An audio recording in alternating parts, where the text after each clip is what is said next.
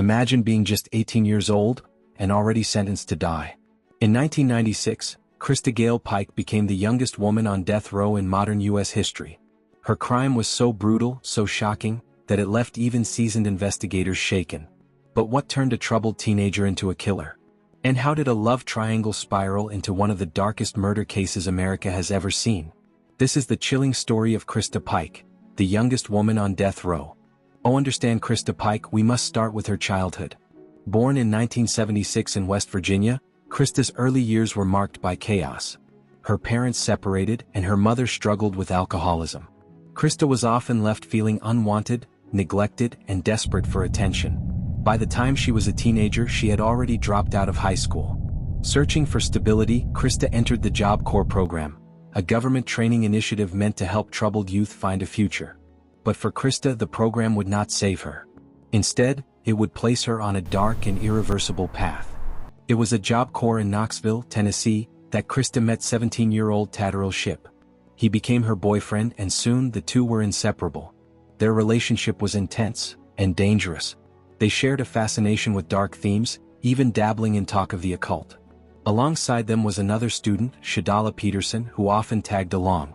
But it was the arrival of 19-year-old Colleen Slemmer that changed everything. Colleen was outgoing, friendly, and quickly became a target of Christa's jealousy. Christa grew paranoid, convinced that Colleen was trying to steal her boyfriend. Whether real or imagined, that jealousy soon turned lethal. On January 12, 1995, Christa lured Colleen out of the dorms with the promise of smoking marijuana together. Colleen had no idea it was a trap. Christa, Tadderell, and Shadala led her to a secluded area near the University of Tennessee Agricultural Campus. There the nightmare began. For over 30 minutes, Christa and Tadderell tortured Colleen. She was beaten, stabbed, and humiliated. Christa carved a pentagram into Colleen's chest and finally ended her life with a heavy rock. As if the brutality wasn't enough, Christa kept a piece of Colleen's skull as a trophy. The sheer savagery of the crime stunned investigators. This was not just murder. It was cruelty beyond comprehension. Christa Pike was arrested quickly. She bragged about the murder to other students, even showing off her gruesome souvenir. In court, the evidence was overwhelming. Witnesses testified and Christa's own words condemned her. In 1996, she was sentenced to death. At just 20 years old, she became the youngest woman on death row in America. Prosecutors described her as cold, calculating, and utterly remorseless. But her defense argued that Christa was mentally unstable, pointing to her abusive past. The jury was not convinced.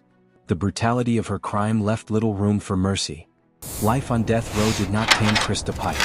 If anything, prison revealed more of her volatility. In 2001, she was charged with attempted murder after plotting to kill a fellow inmate. Her letters from prison were disturbing, a mix of manipulation, obsession, and a chilling lack of empathy. While appeals have delayed her execution, her name remains infamous. She is a reminder that even youth does not shield someone from the full weight of justice. Christa Pike's story has sparked endless debate. Was she a cold-blooded killer, or the product of a life filled with abuse and neglect? Psychologists argue that her mental health struggles played a major role. Others say nothing excuses such cruelty. For the family of Colleen Slemmer, the pain never ended. They lost a daughter in the most horrific way possible.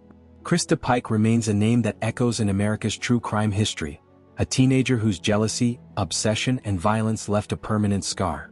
Christa Pike's case is one of the most chilling reminders of how dangerous obsession and jealousy can become. At just 18 years old, she secured her place in history as the youngest woman on death row. But her story is not just about a crime, it's about how broken childhoods, toxic relationships, and unchecked darkness can collide into tragedy. Do you believe Christa deserved the death penalty? Or was she simply another victim of a broken system? Let me know what you think in the comments below.